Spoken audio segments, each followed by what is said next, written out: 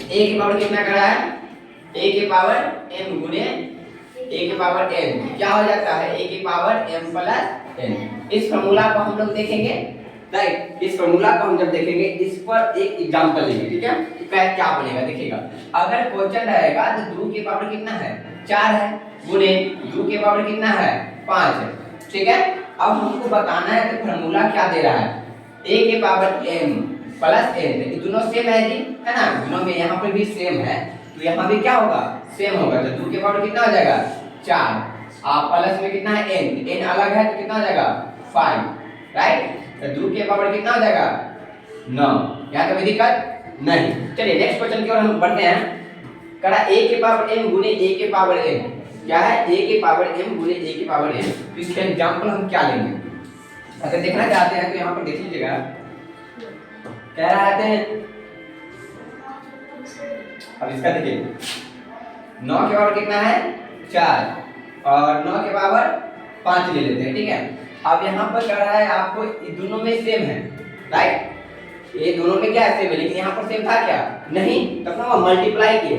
यहाँ भी सेम नहीं है तो ये दोनों तो सेम है ना जी, यहाँ ये दोनों सेम है। चलिए कितना हो जाएगा 9, अब पावर में कितना जाएगा 4 माइनस 5, राइट। यानी कि कितना 9 के पावर माइनस 1।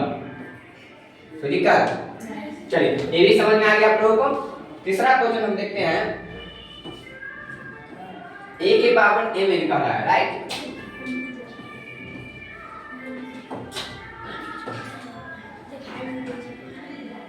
कितना हो जाएगा 8 की पावर क्या हुआ, 8 की पावर 4 इंटू में कितना दे रहा है n का कितना आ जाएगा 3 ले लेता हूँ, ठीक है। अब यहाँ पे देखिएगा a के पावर m इंटू n बराबर में क्या आ जाता है मेरा, a के पावर m इंटू n, ठीक है। अगर मतलब a जो है a और a दोनों को सेम है यहाँ पे, तो इसको क्या करें 8 तो आ जाएगा आपका, और m और n, m n क्या बोल रहा है, मल्टीप्लाई करने के लिए बोल रहा है, समझ रहे हो।